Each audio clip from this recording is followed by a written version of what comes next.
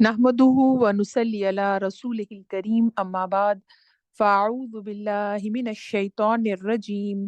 बिस्मिल्लाहिर रहमानिर रहीम rabbi इश्रह ली सदरी व यस्सिर ली अमरी वहलुल उक़दतम मिन लिसानी यफ़क़हू क़ौली रब्बी ज़िदनी इल्मा अल्लाहुम्मा फ़क़्क़िहना फ़िद्दीन आमीन या रब्बल आलमीन। पेरेंटिंग सीरीज में जो हमारे टॉपिक्स चल रहे हैं उसके सेकंड एपिसोड में आप सबको वेलकम, अहलन व सहलन व मरहबा। पेरेंटिंग का जो हमने सेशन लास्ट सैटरडे को स्टार्ट किया था, उसमें हमने एम्पावर्ड मदर्स की बात की थी कि एक एम्पावर्ड मदर क्या होती है, उसकी क्या ड्यूटीज, रिस्पॉन्सिबिलिटीज और उसे क्या होना चाहिए, जिसमें अगर हम जिन लोगों ने अभी फर्स्ट टाइम ज्वाइन किया है उनको थोड़ा सा जो उसका रिव्यू दे दिया जाए कि एक ओवरऑल कि हमने उसमें क्या डिस्कस किया था कि एक जो एम्पावर्ड मदर होती है वो बड़ी सेल्फ एश्योर्ड होती है। जो काम भी वो करती है वो नॉलेज के साथ, सेल्फ कॉन्फिडेंस का मुजाहरा करते हुए और सेल्फ कंट्रोल के साथ वो बात करती है, यानी कि उसको अपने ऊपर, अपनी बात पर, अपने बिहेवियर पर, अपने बच्चे से जो वो नॉलेज के साथ बात कर रही होती है उसको पूरा अबूर हासिल होता है। और जो बात वो बच्चे से कर रही होती है या जो एक पेरेंटिंग के असूल में जो इम्पोर्टेंट चीज का वो ध्यान रख रही होती है, उसमें वो ये देखती है कि मैं अपने ऊपर काम करूं, अपनी नॉलेज को और अपनी जो ग्रोथ है, ठीक है, क्योंकि उसका ग्रोथ माइंडसेट होता है जो कि वेलकम करता है नई चीजों को, जिसमें आप सब शामिल हैं, जिनको फिक्र है कि अपने बच्चों के लिए हम नई चीजें सर्च करें, नई चीजों पर बात करें और पेरेंटिंग में जो हमें प्रॉब्लम्स आ रही हैं उस पर फोकस करें। तो ये एक एम्पावर्ड मदर ग्रोथ करती है, अपने माइंड ग्रोथ पर फोकस करती है। इसके अलावा वो अपनी सेल्फ रिस्पेक्ट को मेंटेन रखती है और जो हमने लास्ट वीक बात की थी उसमें मोस्ट इंपॉर्टेंट, जो उसको मैं आज फिर रिपीट करूंगी, कि एक एम्पावर्ड मदर अपनी सेहत का ख्याल रखती है, सेल्फ केयर। और आप देखें कि अगर माँ की सेहत ठीक है तो वो बच्चे की सेहत पर भी फोकस करेगी और वो बच्चे की अच्छी तरबियत कर सकेगी। अगर उसकी सेहत ही ठीक नहीं है, उसके सर में दर्द है, वो एनीमिक है, उसको वीकनेस है, टांगों में दर्द, सर में दर्द, तो आप देखें कि वो कैसे एक बच्चे की अच्छी परवरिश कर सकेगी, उसकी अपनी हेल्थ ही ठीक नहीं है। सेल्फ केयर पे हमने काफी बात की थी, जिसमें हमने ये कहा था कि टाइम पे सोना, अपनी सेहत पर इस तरह से रखना, हेल्दी खाना, हेल्दी डाइट के साथ साथ आप देखें कि हेल्दी सोचना, पॉजिटिव थिंकिंग का बहुत ज्यादा इम्पैक्ट होता है और आज हम इंशाल्लाह इस पे भी बात करेंगे। और हमने एम्पावर्ड मदर का जो अगर हम देखें कि मुख्तलिफ, क्योंकि हमने इस टॉपिक से स्टार्ट किया था क्योंकि पेरेंटिंग में आपको ये पता हो सबसे इम्पोर्टेंट जो उसका निचोड़ था वो था कि औरत जो मदर है वो अपनी सेल्फ केयर पे बात करे, ग्रोथ पे बात करे और उसके लिए फोकस करे। अगर वो ये चीजें अपनाएगी तो एक कॉन्फिडेंट मदर होगी और एक कॉन्फिडेंट मदर के बच्चे भी कॉन्फिडेंट होते हैं। अगर एक औरत एम्पावर्ड नहीं है, उसने अपने ऊपर काम नहीं किया, अपनी नॉलेज को बढ़ाने के लिए काम नहीं किया, उसकी सेहत ठीक नहीं है, वो सेल्फ अश्योर्ड नहीं है, तो वो एक कॉन्फिडेंट बच्चा मुआशरे में नहीं दे रही। इसके लिए उसको फिक्र करनी चाहिए। एम्पावर्ड मदर्स में हमने उसी की सीरीज में हमने जो आज सेकंड टॉपिक है उस पर इंशाल्लाह आज हमने बात करनी है और वो इंतहाई इंपॉर्टेंट टॉपिक है। बेसिकली आज हम 7 C's ऑफ पेरेंटिंग पे बात करेंगे। डॉक्टर जॉन ने इस चीज को कई साल पहले पेरेंटिंग पे बहुत ज्यादा रिसर्च की और उसने देखा कि क्या चीजें हैं जो कि अगर हम पेरेंट्स को टिप्स पर दें तो वो उनको अपनी रूटीन में शामिल कर लें और वो उन गलतियों से बच जाएं जो कि most common parenting mistakes parents करते हैं। और उसने पॉजिटिविटी की बात की और 7 C's की बात की। उन 7 C's का निचोड़ मैंने इस्लामिक पर्सपेक्टिव को जहन में रखते हुए आपके लिए तैयार किया। और आप देखें कि जो इम्पोर्टेंट चीज़ है आज के लेक्चर में, उसमें ये देखें कि हम पेरेंटिंग में बहुत गलतियां करते हैं, मुझ समेत, जब तक हमें नॉलेज नहीं थी और अभी भी कई मौकों पे नहीं समझ आती। और आज ही मैं अपनी बहन से डिस्कस कर रही थी, उसके भी छोटे बच्चे हैं, और मैं उससे बात कर रही थी तो वो कह रही थी ये मसला आता है, ये मसला आता है। मैंने कहा मुझे भी मसले आते थे, लेकिन मुझे ना कई चीजों की ना बेस समझ आ गई है, जिससे मुझे ना एक स्ट्रेस वाली सिचुएशन से मैं बाहर आ गई हूँ, एक पैनिक वाली सिचुएशन से मैं बाहर आ गई हूँ। अल्हम्दुलिल्लाह, अल्लाह ताला इस परेशानियों से निकाले हम सब माओं को, जो कि इस 21वीं सदी में पेरेंटिंग के चैलेंजेस के साथ बहुत ज्यादा चीजें फेस कर रही हैं, स्पेशली जिनके टीनेजर बॉयज और गर्ल्स हो गए हैं और वो परेशान है कि बच्चे की आदतें पुख्त होती जा रही हैं, हार्मोनल चेंजेस आ रही हैं, बदतमीजी करते हैं, आगे से ऐसे बात करते हैं, रिस्पेक्ट नहीं देते।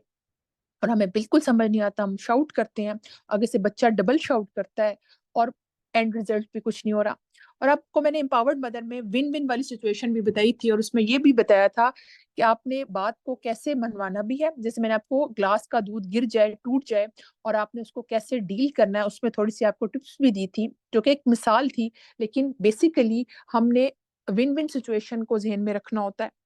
तो एक एम्पावर्ड मदर बहुत ही सेंसिबली चीजों को मैनेज करती है, मेंटेन करती है, उसको रेगुलेट करती है, अपने आप पर रिफ्लेक्ट करती है, और एक कॉन्फिडेंट जनरेशन को अब माशरे में उसकी परवरिश करती है। तो आज जो हम 7 C's ऑफ पेरेंटिंग देखेंगे, उसमें जो मोस्ट इम्पॉर्टेंट चीज है वो है हमारे पास कि इन 7 C's पर हम इंशाल्लाह आज के सेशन में इंडिविजुअली एक एक सी को प्रेजेंट करेंगे, और उसमें देखेंगे कि एक एक जो पेरेंटिंग में मोस्ट इम्पॉर्टेंट सीज हैं उस पर उसने जो रिसर्च की, उसको हम कैसे एक इस मुस्लिम फैमिली में कैसे उसको प्रैक्टिकली इम्प्लीमेंट कर सकते हैं इंशाल्लाह। अब देखिए, जो इनके 7 C's हैं उसमें सबसे पहला जो सी है वो है कंपैशन। और आप देखिए, compassion in terms of empathy, kindness, सबसे पहले अपने बच्चे की तरफ शो करना है कि मुझे तुम्हारी इस बात से हमदर्दी है, और मैं तुम्हारी बहुत ज्यादा तुम्हारे साथ एक काइंडनेस, एक अंडरस्टैंडिंग वाला रिलेशनशिप रखती हूँ। उसे चोट लगी है, छोटा बच्चा है जो कि बहुत चोटें लगती हैं, मेरे बच्चा 11 years का जो छोटा वाला, उसको अभी भी बहुत चोटें लगती है। कहता है मामा आज बड़ी बात है कि आज मुझे चोट नहीं लगी। तो मैंने कहा अल्लाह ताला का शुक्र है आपने आज दुआ पढ़ी थी, और आप जिस दिन दुआ मिस करते हैं तो उस दिन आपको कुछ होता है, कोई ना कोई चोट लगती है। लेकिन उसकी तरफ एक काइंडनेस शो करना, हमदर्दी शो करना, उसके शूज में आके ये बात शो करना कि अच्छा आज आपकी किसी से फाइट हुई, आपका फ्रेंड चला गया, आज हम मूव कर रहे हैं, आप अच्छा फील नहीं कर रहे, तो I really feel bad for it, यानी कि जो आपको फीलिंग आ रही है मुझे भी इसका एहसास है। तो बच्चे के लेवल पर आकर एक हमदर्दी का एहसास करना, उसके लिए अगर आप एम्पैथी शो करते हैं, काइंडनेस शो करते हैं, तो आप देखिए एक कंपैशन जो है, ये चीज बच्चे की के लिए ये शो करती है कि मेरी माँ को मुझसे मोहब्बत है। You have to show love और केयर। और लव और केयर हम सब माएँ शो करती हैं, और ये बड़े नेचुरल है। हम रातों को भी उठेंगी, दूध पिलाना, बच्चे को चेंज करना, बच्चा इवन बड़ा भी है और बीमार है तो आप देखिए रात को नींद नहीं आती कि इसका गला खराब है, इसका एग्जाम है, हम सुबह कैसे पेपर देगा, या फिर इसका अगर आप देखें स्टमक इश्यूज है तो हम कहते हैं इसको छुट्टी करा लो। तो आप ये सिर्फ चीज ध्यान में रखें कि हर मदर नेचुरली एक लव, केयर और अफेक्शन शो करती है अपने बच्चे की तरफ। लेकिन अगर आप उस बच्चे के शूज में आके, जिसको हम एम्पैथी कहते हैं, एक फीलिंग करें कि क्या फील कर रहा होगा, और आप अपना बचपन याद करें, तो आप देखें कि आपको, हमें पेरेंटिंग जिस तरह हम बच्चे थे और हमें लगता था कि नहीं माँ बड़ी जालिम है और ये हमें मार रही है और डांट रही है, और हम ये गलत काम कर रहे हैं, तो इस पे हमें इस तरह से नहीं बताना चाहिए था, हमें तो ऐसे कहना चाहिए था। तो आप देखें कि आजकल के बच्चे हमसे ज्यादा स्मार्ट हैं। अगर आप कोई भी चीज तरीके से भी बात करते हैं, या आप उसको इस तरह शो करते हैं कि मुझे तुमसे ज्यादा समझ है, तो आप ये बिल्कुल जेन में अपने जेन से ये बात ना निकालें कि आज का जो बच्चा है वो हमसे 100 टाइम ज्यादा स्मार्ट है। क्यों? क्योंकि आज गैजेट्स का दौर है, बच्चों का स्क्रीन में, नेट पर वो सर्च कर लेते हैं। मुझे इस तरह याद है, एक दफा कोई बात हुई, और मेरा बेटा जो उस टाइम 8-9 साल का था, और कोई बात हुई तो उसको मैंने कहा कि अच्छा तुमने ये नहीं करा, अच्छा चलो ये कर लेते, चलो छोड़ो। तो कहता है मामा रिवर्स साइकोलॉजी, और इंशाल्लाह रिवर्स साइकोलॉजी पे और आप खुद भी सर्च कर सकते हैं, और हम इंशाल्लाह इस पे भी बात करेंगे कि ऑपोजिट बात करते हैं तो बच्चा सीधी वाली बात मान लेता है। कुछ समथिंग इस तरह की आप जेन में रख लें, इसको हम डिटेल में इंशाल्लाह स्टडी करेंगे। तो आप देखिए कि मैं हैरान हो गई कि इसने मुझे कहा रिवर्स साइकोलॉजी, और मैं इतनी हैरान हो गई कि इसको कैसे समझ आई ये बात, क्योंकि उसकी नॉलेज थी मेरे से ज्यादा कि रिवर्स साइकोलॉजी क्या होती है। और मैं जब उसने ये जुमला बोला तो मैं बहुत हैरान हुई कि आजकल के बच्चों को मेरे से ज्यादा पता है कि रिवर्स साइकोलॉजी क्या होती है, टर्म्स इसको कैसे पता चल गई। तो आप never under estimate your child, के इसको क्या पता होगा, इसके सामने हस्बैंड वाइफ कोई बात भी कर रही है तो इसको क्या समझ आएगी, या बच्चे को एक लगा भी दी तो कोई बात नहीं, इसको ठीक नहीं करना। आप जो भी लव और अफेक्शन शो कर रहे हैं, उसकी एम्पैथी शो कर रहे हैं उसके बच्चे के साथ, अपने बच्चे के साथ काइंडनेस शो कर रहे हैं, तो ये जहन में रखा करें कि मेरा बच्चा मुझे देख रहा है। अगर आज मैं इसकी तरफ, और नेचुरली ज्यादातर माएँ और पेरेंट्स लव और अफेक्शन ही शो करते हैं बच्चे के साथ, चाहे उसकी पढ़ाई है, चाहे वो बीमार है, चाहे वो उसके स्कूल में कोई प्रॉब्लम चल रही हो, वो बुली होके घर वापस आया है, या फिर कजन्स ने कुछ कह दिया, या फिर बैठे हुए थे सिर्फ इन लॉज में थे, सास ने कुछ कह दिया, ससुर ने कुछ कह दिया, या फिर आपने कुछ कह दिया, और एक बच्चे को की सेल्फ रिस्पेक्ट और सेल्फ स्टीम डाउन हुई सिर्फ इस वजह से कि आपने उसकी तरफ लव और अफेक्शन और एक सपोर्ट शो नहीं की, एम्पैथी शो नहीं की।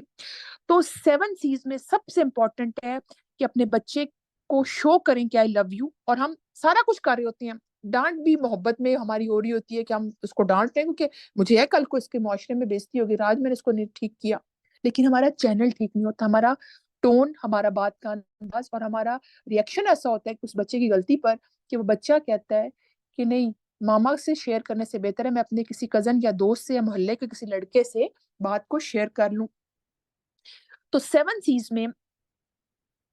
नंबर 1 जो चीज है वो है कंपैशन, यानी कि show empathy, kindness towards your child. क्या होगा कि आप उसकी फीलिंग्स को जब अंडरस्टैंड करेंगे, उससे जब उसको पता होगा कि मेरी माँ ये फील कर रही है कि मैं कैसा फील कर रहा हूँ, तो वो आपसे बातें शेयर करेगा, और इससे उसकी मोहब्बत जो आपके साथ है वो बढ़ेगी। आप खाना खिला रहे हैं, आप उसको कपड़े इस्त्री कर रहे हैं, आप उसको तैयार कर रहे हैं, उसका लंच बना रहे हैं, कोई भी एज है, उसका नाश्ता बना रहे हैं, वो हम मोहब्बत नेचुरली शो करते हैं क्योंकि हमारी रिस्पॉन्सिबिलिटी भी है। लेकिन जब आप उसको प्यार से ये चीज शो करेंगे कि आई रियली फील बैड कि तुम्हारे साथ जो बुरा हुआ है, लेकिन this is not end of the world, उसके साथ थोड़ा सा मोहब्बत का रवैया शो करेंगे, उसको ये फील कराएंगे कि तुम तो फील कर रहे हो, जो तुम्हारी थॉट्स हैं, फीलिंग्स हैं, बिल्कुल ठीक है, मैं एक्नॉलेज करती हूँ उस बात को। तो सबसे पहला जो पेरेंटिंग का सी है वो है कंपैशन। और कंपैशन जब आप एक बच्चे की तरफ शो करते हैं और उस बच्चे को होता है मेरी माँ मेरी फीलिंग्स को अंडरस्टैंड कर रही है,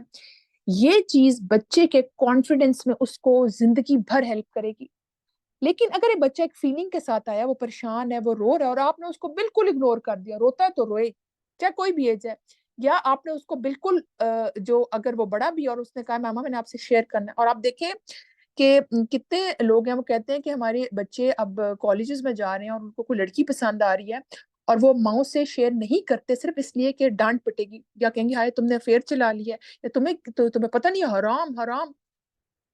वो चीज आती ही नहीं है अगर जब तक आपके बच्चे की बॉन्डिंग नहीं ठीक, आप उसको लव और अफेक्शन शो ही नहीं कर रहे, आप उसके साथ एम्पथाइज नहीं कर रहे कि बेटे मुझे फील पता चल रहा है कि तुम्हें क्या फील हो रहा है, चलो let's find solution for it, this is not end of the world. परेशान हो या वो स्ट्रेस में एग्जाम्स हैं, उसे को हाँ मुझे पता है मैं भी स्पेस से गुजरी हूँ, पता है एग्जाम्स में बड़ी स्ट्रेस होती है, अब्डोमिनल क्रैम्प्स भी होते हैं, मेरे साथ भी ऐसा होता था कॉलेज में,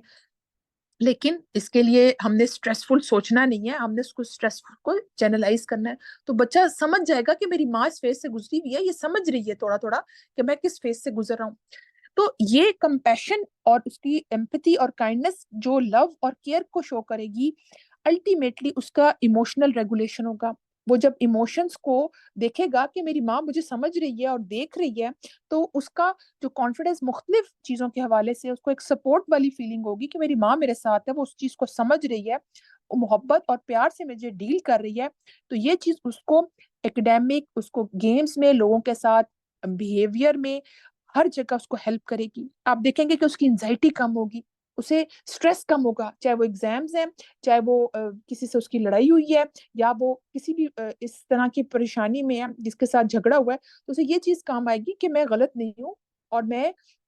मेरे पास एक सपोर्ट है, और उसका कॉन्फिडेंस बढ़ेगा, और इमोशनली वो अपने आप को बहुत ज्यादा रेगुलेट करेगा, और उसे पता होगा ये काम ठीक नहीं है। और जब आप उसकी एम्पैथी में आकर उसको मशवरे देंगे अच्छे, जो कि वो चाह भी रहा होगा कि उसको समझ आ रही होगी, तो ये चीज बहुत ज्यादा बच्चे को हेल्प करती है कि वो अपने जो एकेडमिक्स है, या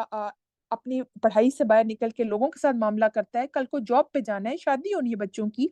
तो वो चीज उसको ये हेल्प करती है कि उसने अपने पेरेंट्स को देखा है कि वो एम्पैथी शो करते थे और लव और केयर शो करते थे। और आप देखें कि हमारे इस्लाम में भी है कि हम अपने भाई के लिए वही पसंद करें जो अपने लिए पसंद करते हैं। तो अपने बच्चे को जब आप एक फीलिंग देते हैं कि बेटे मुझे पता चल रहा है तुम किस पेन और मिजरी से गुजर रहे हो, या तुम कोई बात शेयर कर रहे हो, तो वो बात शेयर करना पसंद करेगा आपके साथ। तो नंबर 1 सी है कंपैशन। और अब हम सेकंड सी की तरफ चलते हैं, और सेकंड सी है जो कि मोस्ट इंपॉर्टेंट है, लेकिन अनफॉर्चुनेटली आप देखें कि बहुत ज्यादा निग्लेक्ट किया जाता है, और वो सी है कम्युनिकेशन। आजकल आप देखें कि बच्चे अपने पेरेंट्स से कम्युनिकेट करना बिल्कुल पसंद नहीं करते, स्पेशली जिन पेरेंट्स ने बच्चों को हर बात पे डांटना है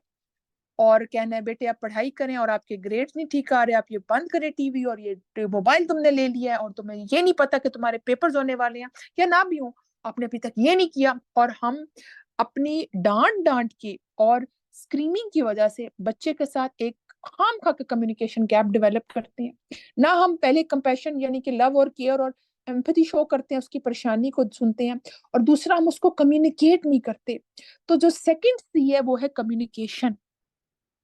अच्छा, अगर आप कम्युनिकेशन स्किल्स की वर्कशॉप्स लें, और इंशाल्लाह किस टाइम आपको कम्युनिकेशन स्किल्स पे भी बात करेंगे, आप देखें कि कम्युनिकेशन स्किल्स में सबसे जो पहला टूल होता है वो होता है एक्टिव लिसनिंग।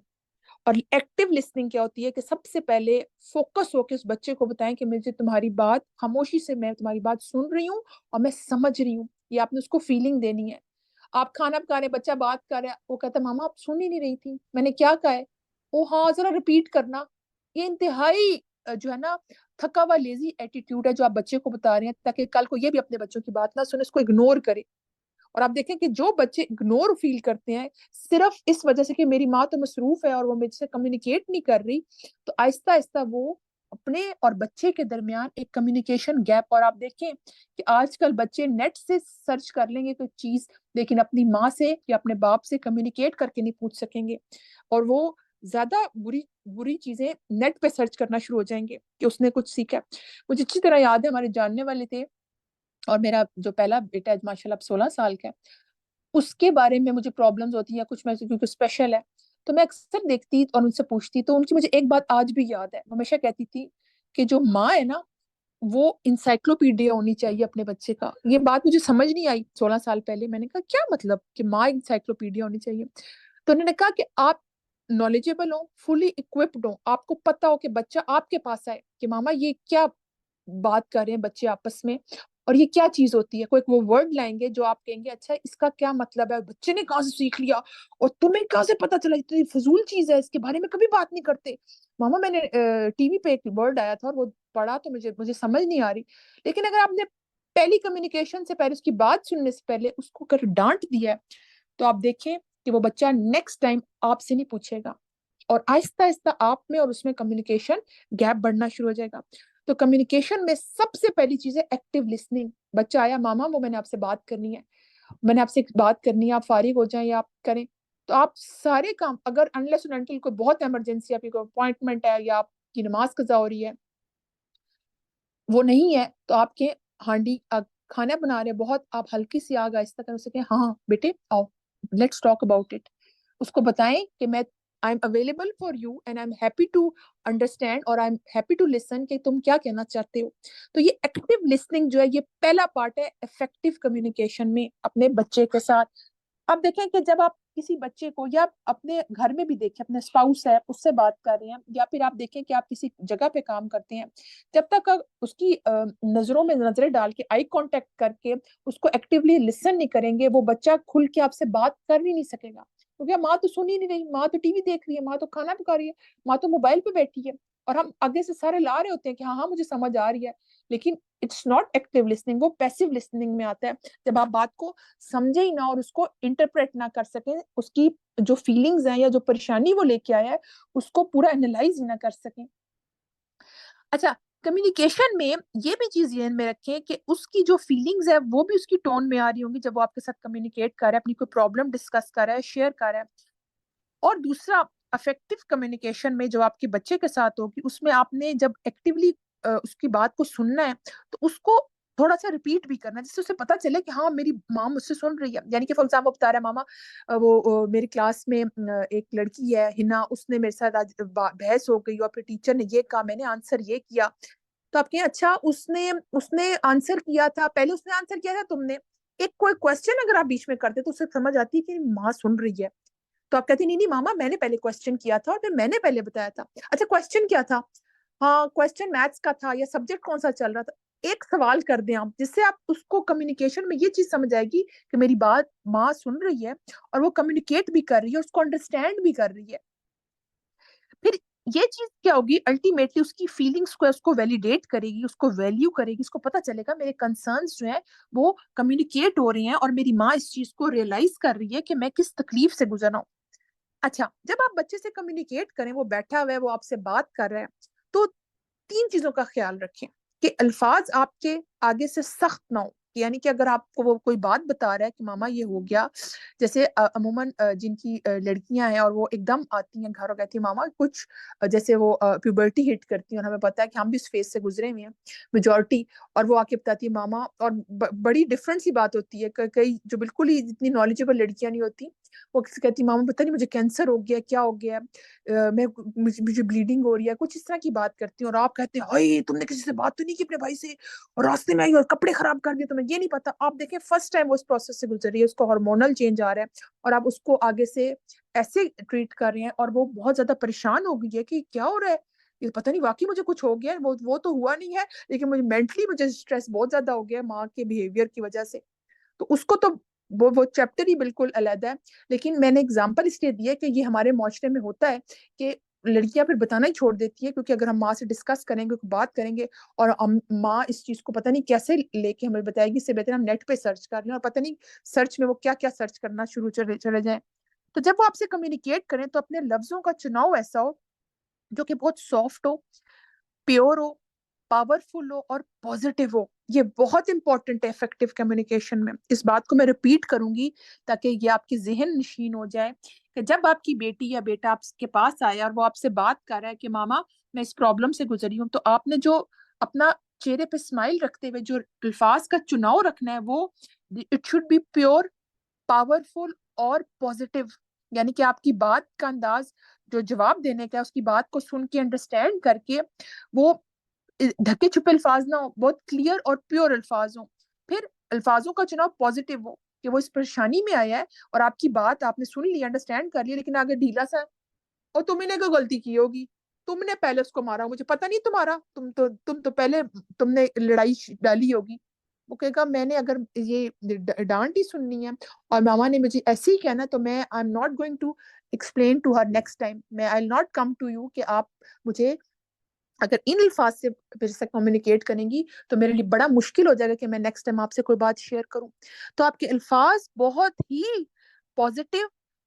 पावरफुल और प्योर होने चाहिए, और एक ऑनेस्टी वाला और ट्रस्ट का रिलेशनशिप होना चाहिए आपके वर्ड्स में, जिसमें हो कि अच्छा it's okay, there is nothing wrong with it, आप मुझे से आए हो, मुझसे शेयर कर रहे हो, it's okay, it's not end of the world. कोई भी बात वो आपसे कर रहा है तो कभी भी पहले परेशानी में होय होय होय होय हाय हाय तुमने तो बड़ा गुनाह कर दिया, तुम्हें पता नहीं है ये हराम है और आग में डाले जाओगे, और तुमने नमाज कजा कर दी, और तुमने ये सोचा ही नहीं। आप उसकी पूरी बात सुने और उसको बीच में इंटरप्ट मत करें। वो आपकी सिर्फ बात नहीं आपसे शेयर कर रहा, वो आपसे सीख भी रहा है कि कम्युनिकेशन कैसे की जाती है। तो जो बच्चा है वो आपके पास आया और उसने देखा कि माँ का पॉजिटिव है, वो पावरफुल और पॉजिटिव और बड़े अच्छे अल्फाज में मुझे आंसर कर रही है, तो ये उसकी लर्निंग भी है। और आहिस्ता आहिस्ता इससे कम्युनिकेशन गैप भी खत्म होगा, उस बच्चे के अंदर जो सेल्फ स्टीम है उसमें इजाफा होगा, वो कॉन्फिडेंट होगा और वो कहेगा हाँ मैं जो बात कर रहा हूँ उससे, और मेरी माँ इस चीज को समझ रही है, और नेक्स्ट टाइम कोई भी प्रॉब्लम परेशानी होगी वो आपके पास लेकर आएगा। तो इट वाज सेकंड सी। पहला हमने कंपैशन पढ़ा, सेकंड हमने कम्युनिकेशन पढ़ा। अब हम थर्ड सी की तरफ चलते हैं, जो सी ऑफ पेरेंटिंग है, वो है कंसिस्टेंसी।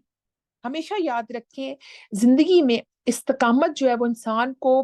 कामयाबी की तरफ लेके जाती है। जैसे हम पढ़ते हैं ना, slow and steady wins the race. आप देखें कि कोई काम जो कंसिस्टेंसी के साथ किया जाता है वो इंसान को हमेशा फायदा देता है। हदीस में क्या आता है, इसका मफहूम है कि अल्लाह को वो अमल पसंद है जो अगरचे थोड़ा हो लेकिन मुसलसल हो। यानी कि अगर आप तहज्जुद पढ़ते हैं तो आप दो चार नफल पढ़ें, लेकिन थोड़े पढ़ें, लेकिन अगर कंसिस्टेंसी के साथ पढ़ते हैं तो अल्लाह ताला को ये चीज पसंद है। और आप देखें कि मुस्तकिल मिजाजी इंसान के बिहेवियर, उसकी पर्सनैलिटी, उसकी ओवरऑल ग्रूमिंग, उसका लोगों से रिलेशनशिप और उसकी अपनी मेंटल हेल्थ के लिए बहुत इंपॉर्टेंट है। कंसिस्टेंसी में क्या चीजें आती हैं, कंसिस्टेंसी में कोई भी आपने काम करना है, बच्चे को कोई कमांड देनी है, बच्चे की रूटीन सेट करनी है। फॉर एग्जांपल कि रात को आपने 8 बजे बेटे सो जाना है या 9 बजे, जैसे आजकल ईशा होती है, 9:15 9 उनका बेड टाइम है,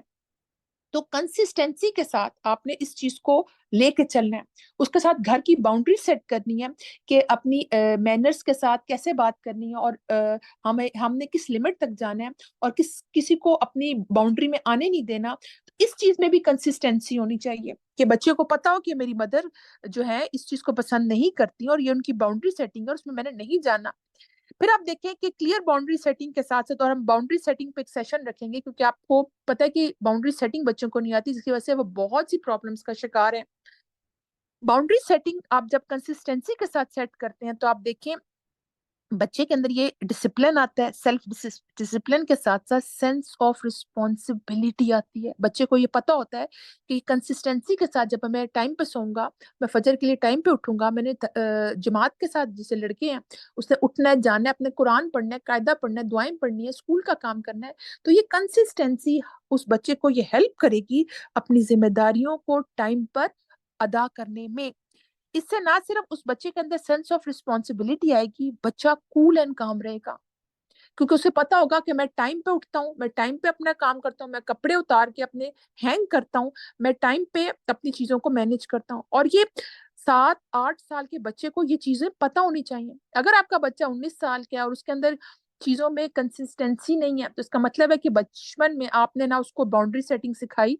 ना आपने उसको ये बताया कंसिस्टेंसी के सेंस ऑफ रिस्पॉन्सिबिलिटी क्या होती है, एग्जेक्टिव स्किल्स क्या होती हैं। और मेजोरिटी हम में से हमें इस चीज का शौर नहीं था। बट आप याद रखें कि पेरेंटिंग में कभी ये चीज 100% सील नहीं होती। अगर मैंने ये चीज बचपन में नहीं की तो और अब मैं बच्चे को कोई चीज सिखाऊंगी तो अब तो बड़ा मुश्किल हो जाएगा। नहीं,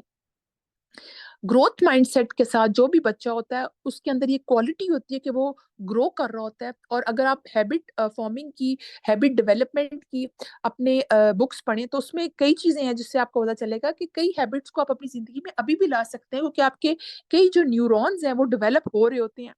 तो कभी ये सब ना समझे कि इट्स वेरी लेट नाउ और अब तो बड़ा मुश्किल है, बच्चे के अंदर ये झूठ की आदत आ गई है और ये आ गया। नहीं, कंसिस्टेंसी से उसको बताते रहें। और इसमें से एक चीज बहुत इंपॉर्टेंट है कि बच्चे में जो भी हैबिट देखें उधर आपने उसको नहीं डांटना या मना नहीं करना, लेकिन उसको नोट डाउन करें और मौके की तलाश में प्यार प्यार से, बहुत अच्छा माहौल हो तो आपसे कंसिस्टेंसी के साथ बताते हैं कि बेटा इसके ये प्रोज है और ये कौन, ये पॉजिटिव पॉइंट है और ये इसके नेगेटिव पॉइंट है। अगर ये तो कंसिस्टेंसी अपने टोन में रखें। ये नहीं कि कभी एक नेगेटिव इमोशन आपने दे दिया, किसी खुशी की बात थी तो आपने कहा नहीं नहीं ये तो बड़ी गलत बात हो गई है और आपने उसको फोकस नहीं किया। और साथ साथ अपनी टोन के आप जब आप उसका स्केजुअल या रूटीन सेट कर रहे हैं कि भाई एग्जाम्स होने वाले हैं और हमने 2 वीक्स में एग्जाम्स की तैयारी इस तरह करनी है कि हमने इतना इतना चैप्टर करना है या इतना इतना हमने रोज का पढ़ना है, तो उसमें फिर आपने पीछे नहीं हटना। उससे बच्चे के अंदर जो एक डिसिप्लिन आएगा कि मैंने करना है और उसको एक आप हैबिट की तरफ ला रहे हैं, उसमें आपने फिर अपनी जो एक्स्ट्रा करिकुलर एक्टिविटीज हैं और अपनी जो सोशलाइजेशन उसको कम करना है, ताकि बच्चे को बताना है कि कंसिस्टेंसी से कोई काम करना कितना जरूरी होता है। कंसिस्टेंसी का क्या फायदा होता है कि जब बच्चा कंसिस्टेंसी से कोई काम करता है तो उसकी एक तो पर्सनैलिटी डेवलपमेंट होती है, उसकी ग्रूमिंग होती है, उसके अंदर ये चीज आती है कि थोड़ा किया जाए लेकिन मुसलसल किया जाए, ये अल्लाह ताला को भी पसंद है और ये वैसे भी मुझे दुनिया में भी फायदा देगा। जैसे ऐसे बच्चे जो होते हैं वो सिक्योर और सेफ फील करते हैं, क्योंकि उन्हें पता होता है कि मैं रिस्पॉन्सिबिलिटी के साथ कोई काम कर रहा हूँ और मुझे डांट नहीं पिटेगी, मैं स्कूल का काम टाइम पे करता हूँ, मैं टाइम पे सोता हूँ, मैं क्लास में एक्टिव और अलर्ट रहूंगा। ये चीजें उसको अल्टीमेटली कॉन्फिडेंस की तरफ लेके आएंगी, क्योंकि उसका काम टाइम पे हुआ होगा, उसने कंसिस्टेंसी से काम किया होगा। इसी तरह उसको डिसिप्लिन करने से बहुत सी चीजों में फायदा होगा, जैसे कि वो कई चीजों से बच जाएगा कि वो टाइम पे अपने कपड़े हैंग करके, अपने टाइम पे नाश्ता करके अपना बैग पैक करता है। तो ये इसको डिसिप्लिन करेगी चीजें। कंसिस्टेंसी आपकी इन चीजों में होगी तो अल्टीमेटली आप देखें कंसिस्टेंसी जब आप बच्चों में एक आहिस्ता आहिस्ता के अच्छा काम करें लेकिन मुसलसल करते हैं, अल्टीमेटली ये उनको बड़े डिसीजंस लेने में जिंदगी में फायदा देगा, कि उनके अंदर उतार चढ़ाव इमोशंस का नहीं आएगा। उन्हें पता होगा कि म्याना रवि के साथ एक अच्छा काम करना है, रिस्पॉन्सिबिलिटी के साथ करना है, तो ये चीजें उनको हेल्प करेंगी बहुत सी चीजों में अच्छा डिसीजन लेने में। इसी के साथ उनका इमोशनल जो बिहेवियर है वो भी अटैच होगा, क्योंकि वो इमोशनली रेगुलेट करेंगे अपनी फीलिंग्स को। और उन्हें पता होगा कि मैंने इस चीज पर शोर नहीं करना, वावेला नहीं बचाना, ये इस चीज का ये नुकसान है। अगर मैं नुकसान, अगर शोर करता हूँ, गुस्सा करता हूँ, तो कंसिस्टेंसी के साथ एक टोन बिहेवियर में जो आपको भी देख रहे हैं, तो अल्टीमेटली ये उनको जिंदगी में मुख्तलिफ डिसीजंस में, पर्सनैलिटी डेवलपमेंट में, अपने इमोशंस को रेगुलेट करने में बहुत हेल्प करेगा। तो अभी तक हमने 3 C's किया, जिसमें सबसे पहला था कंपैशन, सेकंड था कम्युनिकेशन, और थर्ड था कंसिस्टेंसी। ये उनके लिए जिन्होंने अभी ज्वाइन किया।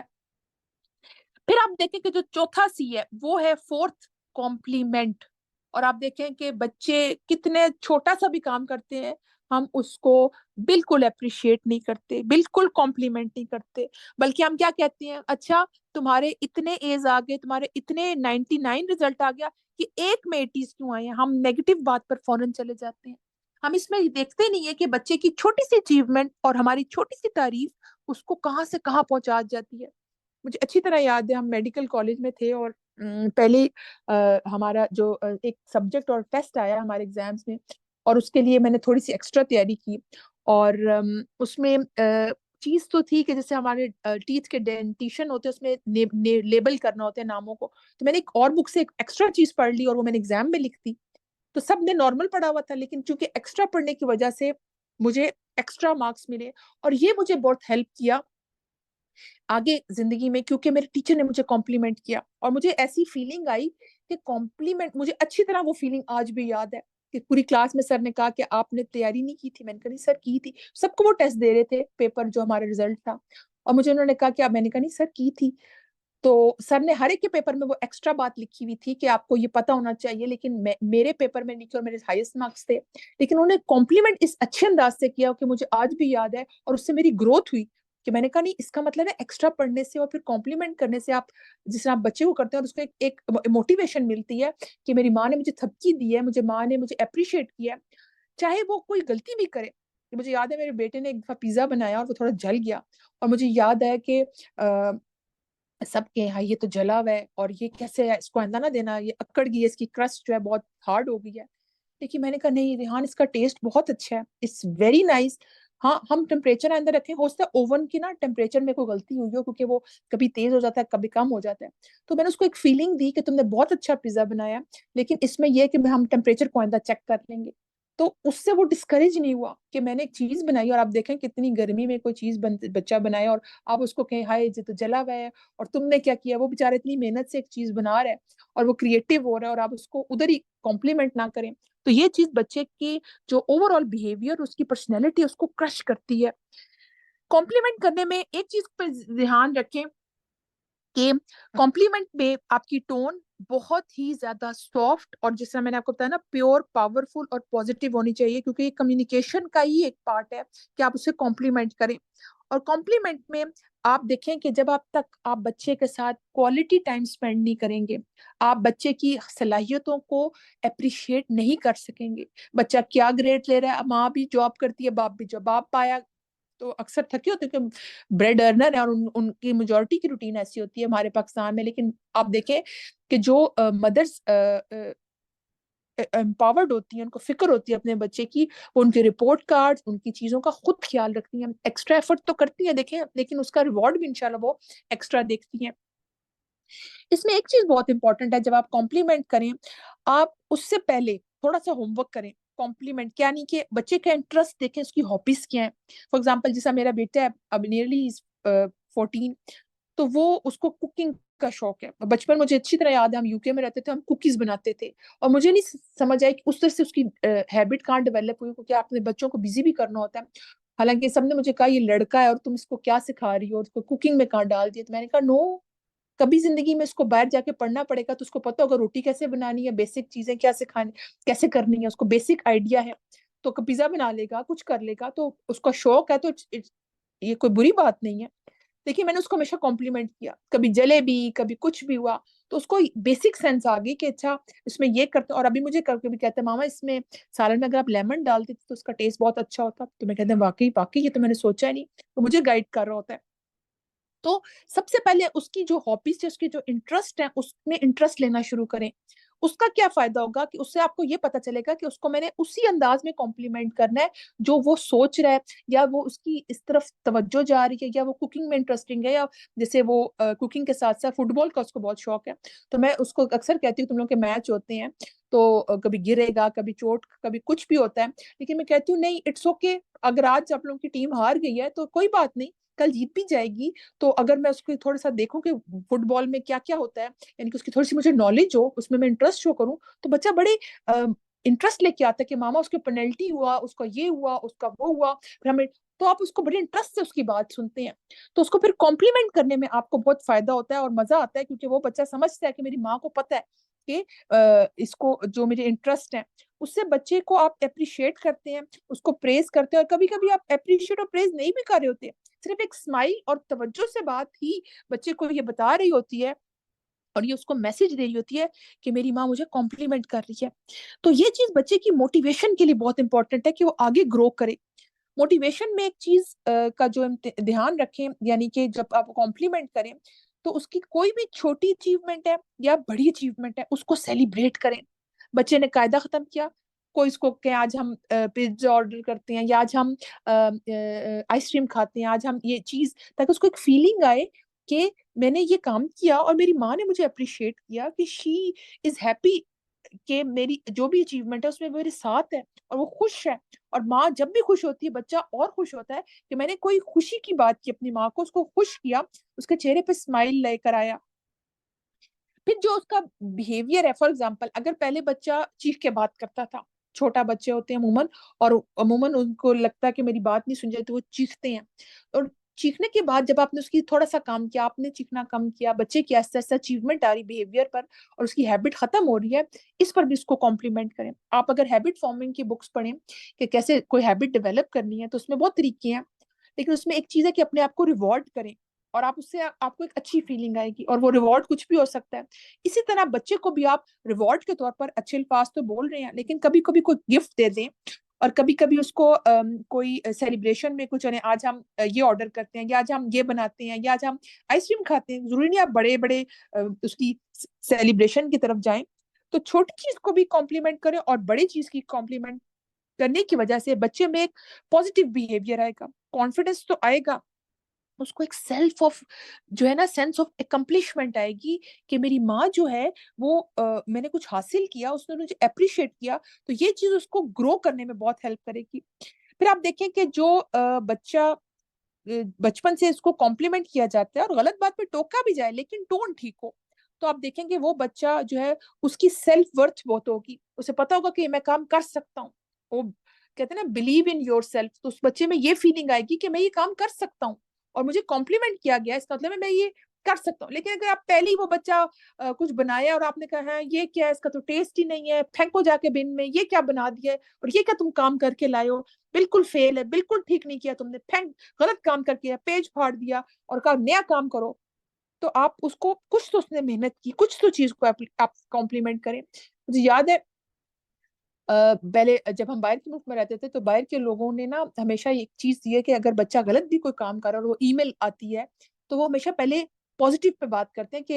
He is very good in this this, लेकिन आज ये मामला पेश आया, उससे ना जो इंटेंसिटी होती है जो वो आपको बताने जा रहे होते हैं कि आपके बच्चे में ये नेगेटिव बात हम देख रहे हैं, तो उसकी वो इंटेंसिटी कम हो जाती है। इसी तरह आप इसको लर्न करें कि बच्चा आपके पास कोई लेके आया चीज कि देखिए मामा ये मैंने किया और उसमें आपको बहुत गलतियां नजर आ रही हैं, तो आप सिर्फ ये कहें कि बेटे आपने इतनी मेहनत से काम किया है, बहुत अच्छा काम किया, राइटिंग भी आपकी बहुत अच्छी है, लेकिन मुझे लग रहा है कि एक दो सम्स में ना कोई गड़बड़ है, चलो हम देख लेते हैं कि क्या गड़बड़ है। और मेरा छोटा वाला कहता है कि मामा फन वे में पढ़ाया करें। मैंने कहा बेटा मैं कित्थू लेके आवा फन वे, हमेशा तो नहीं फन वे हो सकता, लेकिन जब मैं फन वे के ट्रैक्स होते रही होती हूँ गुस्सा भी बड़ा आया होता है, तो मैं कहती हूँ है ये क्या है, चलो रैपिड फायर खेलते हैं हम, यानी कि जल्दी जल्दी सम को करके रैपिड मुझे आपने इसका आंसर बताना है, यानी कि मल्टीप्लीकेशन है या कोई साइंस का क्वेश्चन है, कुछ भी। तो हमने विन विन सिचुएशन रखते हुए बच्चे से उगलवाना तो है, पढ़ाना तो है, लेकिन अगर हम नेगेटिव उसको बिहेवियर आगे से देंगे, कॉम्प्लीमेंट नहीं करेंगे, तो बच्चा आहिस्ता आहिस्ता पुट ऑफ हो जाएगा। कॉम्प्लीमेंट के बाद जो नेक्स्ट सी है वो है कनेक्शन। अब बच्चे के साथ जिसको हम बॉन्डिंग भी कह सकते हैं, एक कनेक्शन आपका हो, बच्चा मुल्क से बाहर है, बच्चा स्कूल में है, keep connected your self with your child. आपको ये हर वक्त बच्चे को बताना है कि माँ आपके साथ कनेक्टेड है, आपकी जो सोच है उसके साथ भी उसका एक कनेक्शन है, फिर आप क्या फील कर रहे हो उसके साथ भी कनेक्शन है, और आप जब क्वालिटी टाइम दे रहे हैं उसके साथ भी कनेक्शन है। ये एक कनेक्शन फिजिकली भी आपको उसको बताना है। फिजिकली कनेक्शन आपने उस बच्चे के साथ कैसे करना है कि बच्चा तैयार हो रहा है स्कूल के लिए, तो उसको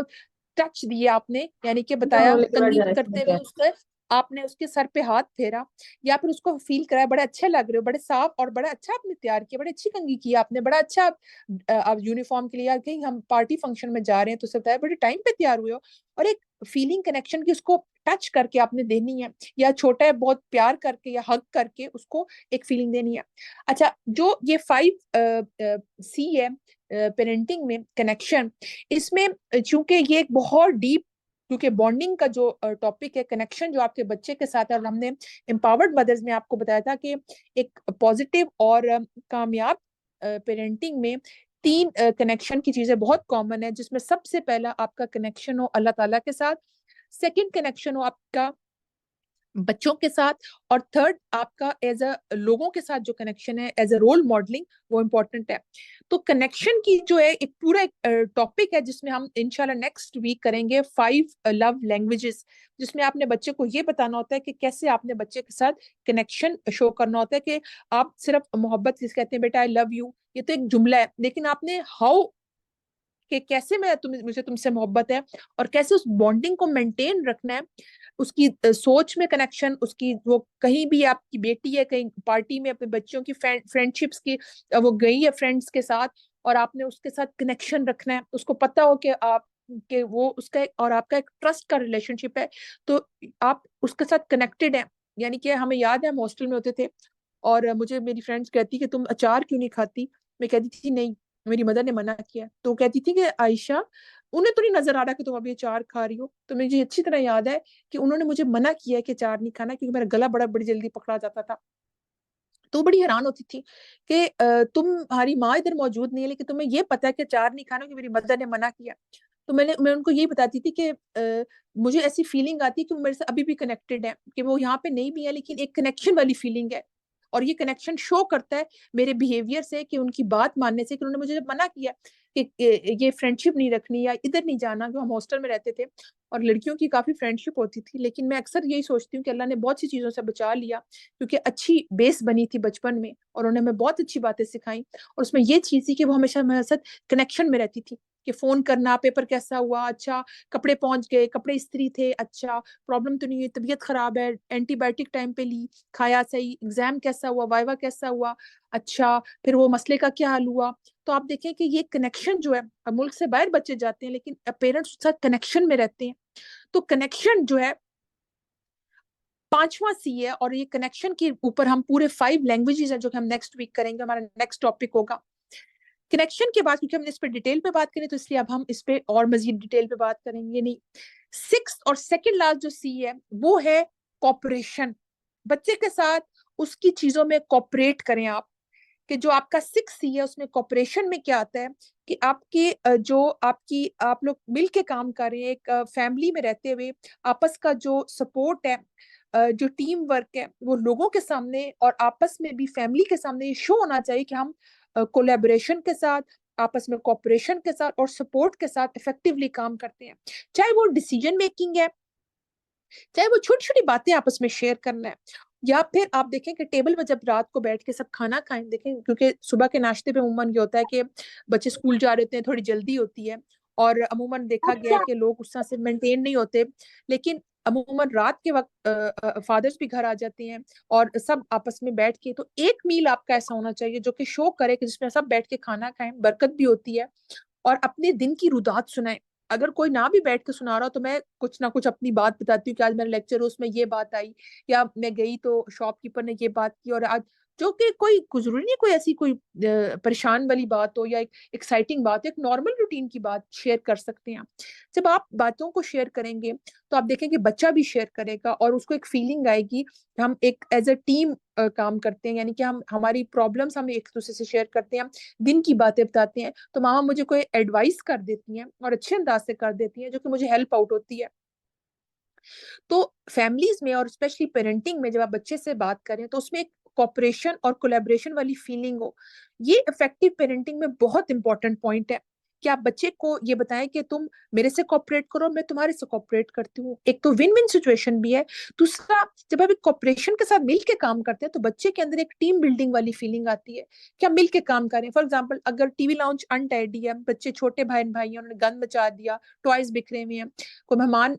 आने वाले या नहीं भी आने वाले, सोफे की गद्दियां ठीक करनी है, टीवी है तो उस पर कुछ, तो दो तीन बच्चों की ड्यूटी लगा दें कि हम मिलके काम करेंगे कॉपरेशन के साथ। इसमें यह होगा कि बच्चे के अंदर एक फीलिंग आएगी कि मेरा सारा मेरे पर मामा ने नहीं डाल दिया, मेरे बहन भाई भी सारे मिलके काम कर रहे हैं, और एक टीम वर्क और बॉन्डिंग है। और इससे बच्चे को आइंदा जिंदगी में लोगों के साथ कॉपरेट करने में मदद होगी। मुश्किल आएगी कभी वो कहेगा नहीं मामा मैं थका हुआ हूँ, उसको कह दें, ये उठ के चला जाए, नहीं, इक्वली हम मिलके काम करेंगे। और 5 मिनट की बात है बेटे, देखो मिलके काम करने से कितना फायदा होता है। इसी तरह वो आपको जिंदगी में मशवरे देंगे और आपके मशवरे उनको जिंदगी में काम आएंगे। तो एक कॉपरेशन जो पेरेंटिंग में इंपॉर्टेंट है, वो बच्चे की बिहेवियर और लर्निंग चीजों के मामले में उसमें बहुत हेल्प करती है कि बच्चा कॉपरेट करता है, वो देखता है माँ मेरे साथ कॉपरेट कर रही है, और इससे आपका ना सिर्फ रिलेशनशिप स्ट्रांग होगा, आप देखिए आपका स्ट्रेस कम होगा। आप देखेंगे उसको एक फीलिंग आएगी कि हम वो बहस नहीं करेगा कई मामलों में, वो एक अच्छी पॉजिटिव जो आप उसको मशवरा देंगे, कोऑपरेटिव फीलिंग आएगी, सपोर्टिव फीलिंग आएगी उसको। इसी तरह उसके अंदर एक सेंस ऑफ यूनिटी आएगी कि हम एक फैमिली और सपोर्ट है और हम कोऑपरेशन के साथ चलते हैं, मशवरे में जिंदगी में प्रॉब्लम्स में वो हेल्प आउट होगा। और कई उसके अंदर जो ट्रस्ट वाली फीलिंग है वो आएगी। लास्ट जो सी है वो हमारा है कॉपरेशन के बाद करेज। करेज जो सी है उसमें ये है कि आप अपने अपने अंदर ये हौसला पैदा करें कि अगर कोई बच्चे ने ऐसी बात की है तो अपने अंदर फ्लेक्सिबिलिटी पैदा करें कि आई वॉज रॉन्ग। अक्सर होता है ना, गुस्सा आ जाता है हमें और हम जो शाउट भी कर जाएंगे या कोई डिसीजन ऐसा लेंगे तो हमारे स्पेशली जो दिमाग में चीजें चल रही होती है उसमें इतना कुछ माइंड में होता है, सफाई भी करनी है, कपड़े भी है, नमाज भी पढ़नी है, बच्चे को पढ़ाना भी है, इन लॉज में रह रही हैं तो सास ससुर को भी देखना है, थोड़ा उनके लिए टाइम निकालना है, गपशप लगानी है, ग्रोसरी करनी है। तो आप देखें कि और अगर स्पेशली वो वर्किंग वुमेन है तो आप देखें कि उसकी जिम्मेदारी कितनी डबल हो जाती हैं, क्योंकि उसने जॉब से आना, थकी हुई भी है, उसे सेल्फ केयर भी करनी है, उन्हें बच्चे की तरबियत भी करनी है। और आप देखें कि अब जो हालात है उसमें काफी फैमिलीज में देखा जा रहा है कि मियाँ बीवी दोनों काम कर रहे हैं, जो महंगाई और हालात हैं। बहरहाल करेज में ये है कि इन सब के बावजूद कि आपने चीजों को मैनेज करना है, तो कहीं ना कहीं तो गलती हो सकती है, तो उस चीज को एक्सेप्ट करने के लिए अपने अंदर एक करेज पैदा करें कि इट्स ओके। अगर बच्चे ने मुझे कुछ कह दिया है और बच्चे को है तो थोड़ा सा देखें कि वो हार्मोनल फेज से गुजर रही है और आज उसके कोई मैंने उसको तवज्जो नहीं दी, वो इरिटेट हुई हुई है, तो कोई वजह है, तो उसमें अडेप्टेबिलिटी अपने अंदर पैदा करें और फ्लेक्सिबिलिटी अपने अंदर पैदा करें।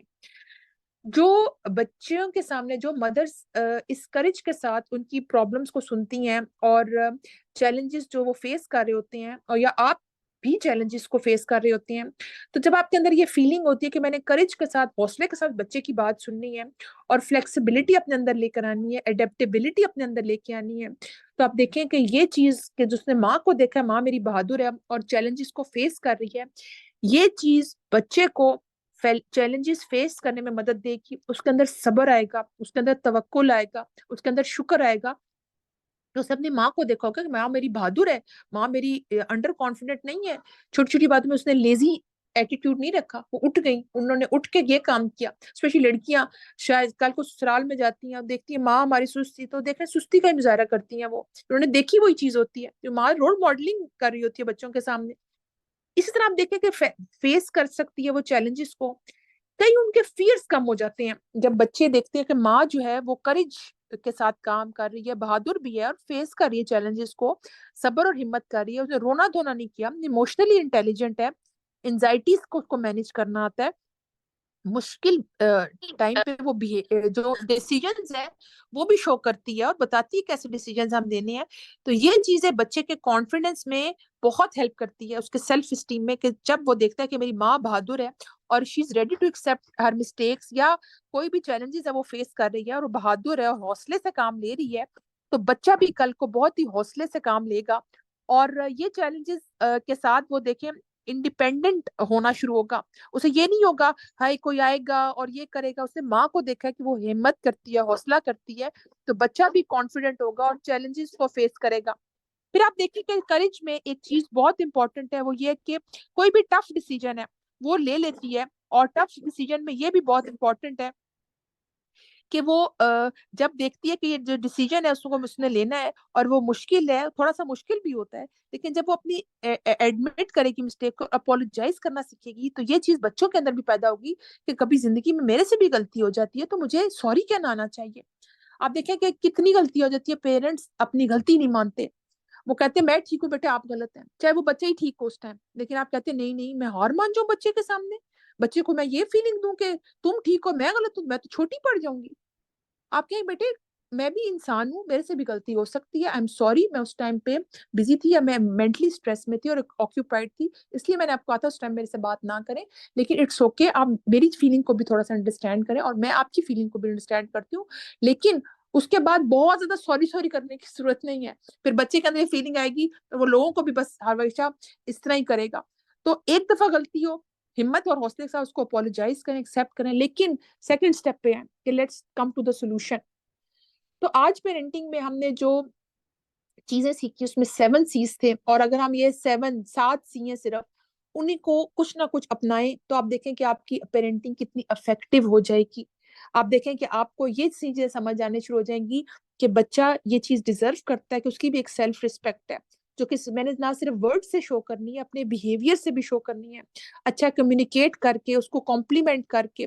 कंसिस्टेंसी के साथ एक काम करते हुए एक कनेक्शन उसको बताना है कि मैं तुम्हारे साथ कनेक्टेड हूँ, चाहे तुम मेरे पास हो या मेरे पास नहीं भी हो। फिर एक म्यूचुअल कॉपरेशन के साथ एक फैमिली में जब आप करेज शो करते हैं बच्चे को, तो ये सब चीजें अल्टीमेटली बच्चे को कॉन्फिडेंस देती हैं, कॉन्फिडेंस बढ़ाती हैं उसका,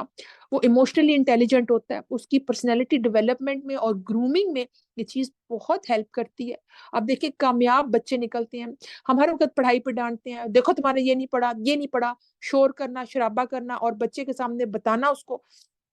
इससे वो शोर ही सीखेंगे, वो डांट डपट ही सीखेंगे। और ये चीज आप देखें कितनी नस्लों में जाती है चीज। तो ये बहुत इंपॉर्टेंट है, चाहे बच्चा छोटा है चाहे बड़ा है, इफेक्टिव पेरेंटिंग के लिए अपनी प्योर पावरफुल और पॉजिटिव कम्युनिकेशन रखें, अपने बिहेवियर को शो करें जिससे बच्चे को फीलिंग आए कि मेरी माँ मुझसे मोहब्बत करती है, इसको मेरे से नफरत नहीं है और मैं इससे बात शेयर कर सकता हूँ। और it's not end of the world कि अगर पहले हमने कोई काम नहीं किया और अगर हम आप बच्चे को कहेंगे तो बच्चा कहेगा है माँ को क्या हो गया, अब माँ ने नए सबक ले लिए पेरेंटिंग के और ये मुझ पे अप्लाई कर रही है। स्लोली एंड ग्रेजुअली आप देखें, slow and study wins the race, तो उसमें अपनी ये चीज का बहुत ज्यादा मुजाहरा करें कि बच्चे को एटलीस्ट आप 1 C पे काम करना शुरू करें और उस पर रिसर्च करें और पढ़ें, तो आप देखें आहिस्ता आहिस्ता वो आपके बातों में, आपके बिहेवियर में और बच्चे के सामने स्पेशली जो आप रोल मॉडलिंग कर रहे हैं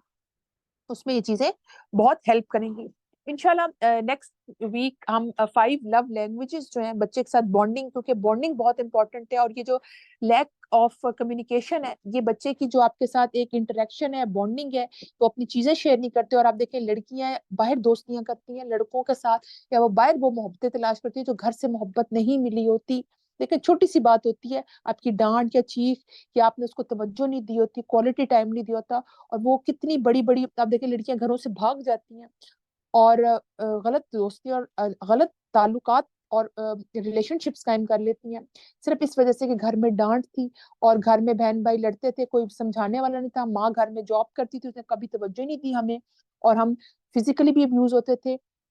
और वर्बली भी अब्यूज होते थे। और आप अगर अभी पढ़ें कितने बच्चों के मेड्स के साथ हमें छोड़ दिया जाता था और वो हमारे साथ कैसे ट्रीट करती थी, और आप खुद देखें और देखें माशरे में क्या हो रहा है और कहाँ कहाँ जो उसके असरात है किस नस्लों तक जाते हैं। तो उसके लिए अगर हम आज केयरफुल हो जाएं और अपने पेरेंटिंग पे फोकस करें और अल्लाह से दुआ करें, सदका करें, नमाज पढ़ें और अल्लाह से बहुत ज्यादा दुआ करें बच्चों की तरबियत के लिए, तो होपफुली और इंशाल्लाह हम अल्लाह ताला को कह सकेंगे अल्लाह ताला हमने अपनी बच्चों पर मेहनत की थी, हमने कोशिश की थी, तो अल्लाह ताला हमारे लिए बहुत आसानियां करें। हमारे पास 4-5 मिनट हैं, अगर आप में से कोई क्वेश्चन करना चाहे तो आप हैंड रेज कर सकती हैं, लेकिन टॉपिक से रिलेटेड हो तो बहुत अच्छी बात है। कुछ क्वेश्चन है उसको हम ले लेंगे क्योंकि टाइम हमारे 10 o'clock तक है, लेकिन कई चीजें एक्सप्लेन करनी होती हैं उसमें, वो कई सवालों के जवाब भी आपको मिल जाते हैं। जी, अगर आप कोई क्वेश्चन करना चाहें तो हमारे पास 4-5 मिनट है, उसमें हम आपके क्वेश्चंस को एंटरटेन कर लेते हैं। और कोई क्वेश्चंस आपके पास हो तो आप एडमिन में मैसेज भेज सकते हैं और फिर हम इंशाल्लाह उसको नोट कर लेंगे और मैं पहले उनके जवाब दूंगी, ठीक है। चलें जी, अगर आपका कोई ऐसा क्वेश्चन है जो आप अभी अभी करना चाहते हो तो आप हैंड रेस कर सकते हैं, नहीं तो हम इसको टॉक को वाइंड अप करते हैं और फिर इंशाल्लाह आपसे नेक्स्ट वीक मुलाकात होगी। जी, आप कोई हैंड रेस करके पूछना चाहते हैं? आज 7 C's का आपने पढ़ा, आप इसको पढ़ें, समझें, इस पर गौर व फिक्र करें कि अभी तक जो भी मैंने गलतियां की उसमें आप देखें कि मैंने कभी भी नहीं सोचा कि 7 C's क्या होते हैं पेरेंटिंग में। आज मैंने एक सीरीज जो हमारी पेरेंटिंग की चल रही है उसमें ये चीजें सीखी हैं, इसको मजीद मैं एक्सप्लोर करूं, इसको मजीद मैं समझूं, लेकिन इस्लामिक पर्सपेक्टिव जरूर रखें। जो भी आप सीखते हैं समझते हैं, गुरुओं की बहुत रिसर्चेज हैं और बहुत अच्छी रिसर्चेज हैं, इसमें कोई शक नहीं, लेकिन उनके जो अपने बच्चों के साथ डीलिंग में मैंने एक चीज जरूर की है कि वो जो उनकी बॉन्डिंग है वो उस तरह से नहीं है। मैं बाहर की मुल्क होती थी, मुझे अच्छी तरह याद है कि मुझे जो नर्स आती थी बच्चे के लिए, वो ये कहती थी मिडवाइफ कि बच्चे का 1 साल से पहले 6 मंथ्स के दूसरे कमरे में सुलाएं। तो मैं इस चीज को एक्सेप्ट हजम नहीं कर सकी कि हाउ इज इट पॉसिबल कि मैं अपने बच्चे को 6 महीने का बच्चा जो फील्ड पे भी है उसको मैं दूसरे कमरे में, कहती उस कमरे में फीड करा के सुला के आए, जिसने रात को उठना है फीड लेनी है। कहती नहीं, ये हो ही नहीं सकता कि आपको फिर जरूरत पड़े जब आप एक बच्चे की रूटीन बनाते हैं कि हमें होता है नहीं बच्चे को साथ सुलाएं, और ये नहीं हो सकता कि बच्चे को हम दूर कर दें अपने से। कितने कितने बड़े बच्चे हो जाते हैं और अभी तक माओ के बेड पे साथ ही सो रहे होते हैं कि मामा मामा, वो फिर शादी के बाद भी मामा मामा कहना नहीं छोड़ते। तो 6 मंथ तो टू अर्ली, लेकिन एक टाइम पे बच्चों को आहिस्ता आहिस्ता रूटीन में अगर आप लाएं तो बच्चे इस चीज को समझ जाते हैं। जी, फक्सा सलीम जी, अनम्यूट कीजिए, क्या पूछना चाहेंगी? नहीं, आपसे पहले कोई और है जूम यूजर, आप अपना नाम लिखें तो बहुत अच्छा हो जाएगा। जी, फक्सा आप अपना अस्सलाम वालेकुम। हब जी, वालेकुम सलाम। हाँ जी, वो मैंने नाम लिखा था शायद, दोबारा से वो मैंने ज्वाइन किया ना तो नाम वो हो गया। मेरा क्वेश्चन ये है, स्टार्ट पे जो आपने बताया था कि बच्चे जो है उनके पास, उनके साथ जो हमारा कंपैशन होना चाहिए। तो अगर बच्चे हम्म को, अगर हमें वो अपने बारे में कोई बात बताता है और वो हम्म उसका बिहेवियर गलत होता है, तो हम उसको समझाते हैं कि हम्म बेटा ऐसे नहीं करना चाहिए था आपको, आपकी गलती है, प्यार से मोहब्बत से उसे समझा देते हैं। नेक्स्ट टाइम भी आपका हम्म बच्चा अगर गलत है या थर्ड टाइम भी आपका बच्चा गलत है, उसका बिहेवियर क्लास में गलत है, लोगों हम्म से गलत है, वो झूठ बोलता है, तो फिर हम उसे कैसे हम्म समझाएंगे? और फिर वो आहिस्ता आहिस्ता बातें छुपानी शुरू कर देगा कि ये तो मेरे पेरेंट्स तो हमेशा मुझे समझाते रहते हैं या हर वक्त मुझे लेक्चर ही देते रहते हैं, तो फिर क्या बिहेवियर, हमें कैसा बिहेवियर अडॉप्ट करना चाहिए उस टाइम पे? जी जी, बहुत अच्छा सवाल किया आपने, और ये बहुत कॉमन सवाल है और ये अक्सर मदर्स इस बात पे परेशान है कि हम बात बताते हैं, बिहेवियर आता है, गलती है, फिर ठीक करते हैं, फिर बच्चा इस तरफ चला जाता है कि हमें समझाती रहती है मामा और वो इस्लाह की तरफ नहीं आते, बल्कि वो बातें छुपाना शुरू कर देते हैं और बातें जो है ना उनको उनमें वो तब्दीली भी नहीं आ रही होती और जैसे हम चाह रहे होते हैं। तो हमेशा याद रखिए कि पहले हमने जो गलतियां की होती है उसमें यही होती है कि कोई बिहेवियर आया, उस पर हमने उसको डांटा या उसको कोई चीखो पुकार किया, कोई नेगेटिव आगे से रिस्पॉन्स दिया। तो अगर पहले वो देता रहा और आप देख रहे हैं कि मैं उसको फिर भी बता रही हूँ और उसको नहीं समझ आ रही, तो इसका मतलब है कि देर इज समथिंग रॉन्ग, कि बच्चा नहीं तवज्जो दे रहा। कोई भी प्रॉब्लम आए तो सबसे पहले जो मैं भी इसी चीज में शामिल हूँ कि हमेशा एक चीज याद जेन में रखा करें कि अल्लाह ताला से दुआ करें। और जो पेरेंटिंग है बहुत टफ है, और आप देखें कि हो सकता है मैं आपको एक चीज बताऊं वो आपके लिए काम कर, लेकिन एक और बच्चे की नेचर और उसका जो सर्कमस्टांसिस और जिस माहौल में वो रह रहा है उसमें वो काम वर्क ना करे, ठीक है। So maybe it will work for you but it will not work for somebody else. तो आपने क्या करना होता है कि जब आप देख रहे हैं कि बच्चे में वो चीज नहीं आ रही और आप उसको चाह रहे हैं, तो उसमें एक चीज होती है, डिपेंड करता है बच्चे की एज पर, लेकिन एक होता है रिवॉर्ड सिस्टम और एक होता है कि फॉर एग्जाम्पल डर्टी कॉर्नर का छोटा बच्चा है, उसको आप कहते हैं कि बेटा आपको ये चीज नहीं मिलेगी अगर आप अपने इस चीज पर फोकस करें, ठीक है। डांट इज नॉट द सोल्यूशन। तो ये हम जो एक हमारा टॉपिक आएगा मोस्ट कॉमन पेरेंटिंग मिस्टेक्स, उसमें हम ये इंशाल्लाह डिटेल में डिस्कस करेंगे। लेकिन बिहेवियर के लिए हमेशा याद रखें कि हैबिट डेवलप करनी होती है। Slow and steady wins the race. कब बच्चा आपके पास आया तो कभी भी आपने उसको नेगेटिव रिएक्शन नहीं देना,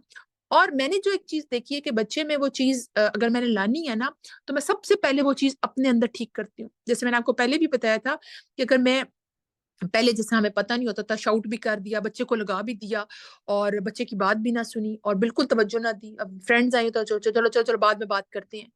और बच्चे को बिल्कुल इग्नोर किया। तो आहिस्ता आहिस्ता मैंने इस चीज को देखा, जो मैं बच्चे में चेंज देखना चाहती हूँ उसके लिए मैं अपने अंदर वो चेंज लाऊं। और कभी कभी ऐसी चीज होती है जो हम कहते हैं हमारे अंदर ठीक है लेकिन बच्चे में आ रही है, तो उसके लिए सबसे पहले देखें कि रूट कॉज क्या है। कि मैं एक चीज बताती हूँ लेकिन बच्चा ठीक नहीं हो रहा। अब कितनी मदर्स आती हैं कहती हैं कि हम स्क्रीन टाइम कम करते हैं लेकिन बच्चा इतना एडिक्टेड हो गया कि वो नहीं सुनता बात, बल्कि वो बहुत ज्यादा आगे से रिएक्ट करता है बुरी तरह। तो बिहेवियर को डेवलप करने में जो हैबिट फॉर्मिंग है उस पर काम करना बहुत जरूरी है, और बेबी स्टेप्स के साथ।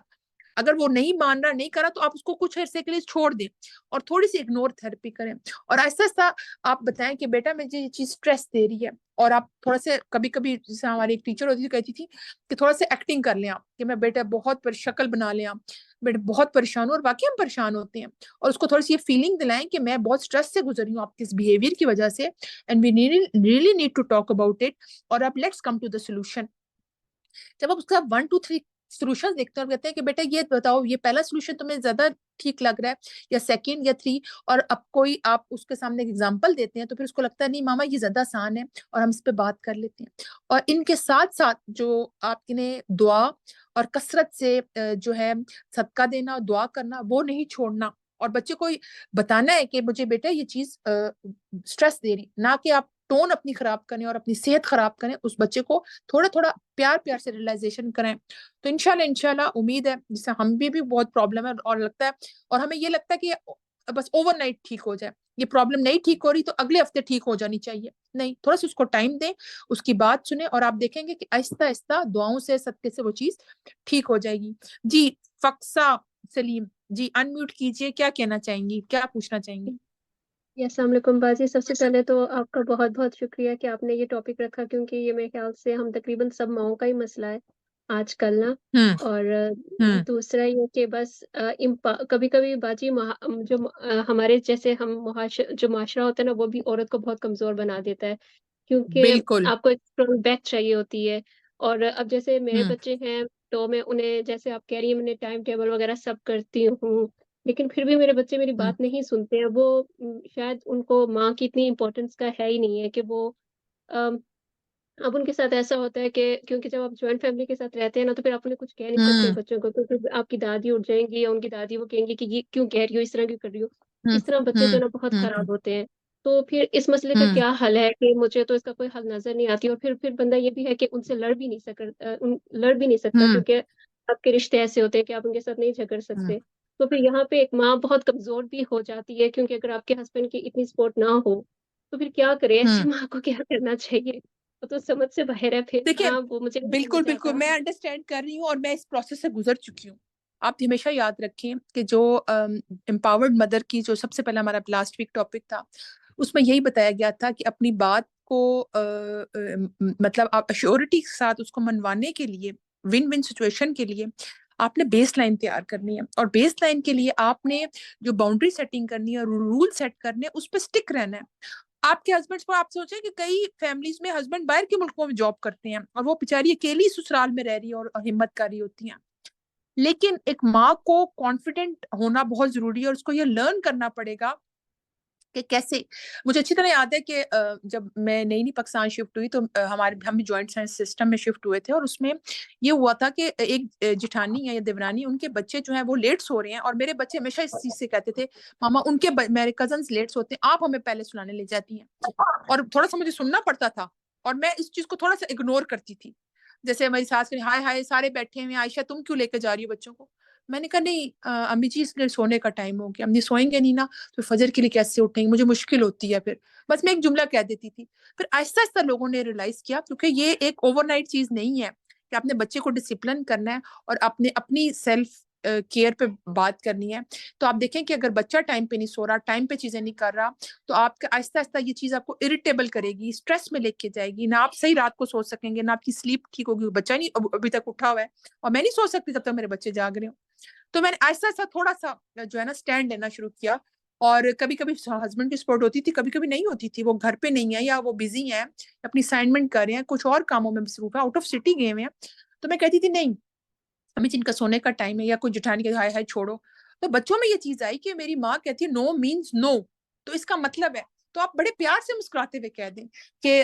वो ना इनका सोने का टाइम हो गया, या कोई ऐसी चीज है कॉमन जो आप चाह रहे हैं कि वो बच्चे फजूल चीज देख रहे हैं टीवी, और आप तो आपके बेटे ऐसे नहीं करते, उनको बिजी कर दें किसी और चीज में। और आहिस्ता आहिस्ता अपने जब आप रूल्स और रेगुलेशन रूटीन रखते हैं और बच्चा कहे नो, तो कहे बेटे फिर आपको ये चीज नहीं मिलेगी, वे हम वीकेंड पे आइसक्रीम पे दिन जाएंगे। तो एक जो रिवॉर्ड की चीज है, या मैं जैसे बच्चे को कहती है ना मैं आज आपको स्टोरी नहीं सुनाऊंगी, तो वो उसके लिए बड़ी ऐसी चीज है कि जैसे आज मुझे खाना नहीं मिलेगा अगर मामा मेरे साथ ये बिहेवियर रखेंगी। तो बच्चे को पहले रियलाइज कराना कि बेटे you need to support me, और उसको अहमियत अपनी दिलाना, और फिर फैमिली में मुस्कुराते हुए कह देना कि ये सोने का टाइम है, ये खाने का टाइम है, ये उनकी पढ़ाई का टाइम है, और उस पर फर्म रहना।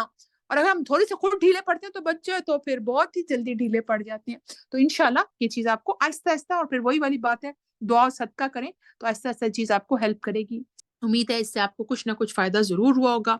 अपने लिए, बच्चों के लिए बहुत ज्यादा दुआ करें।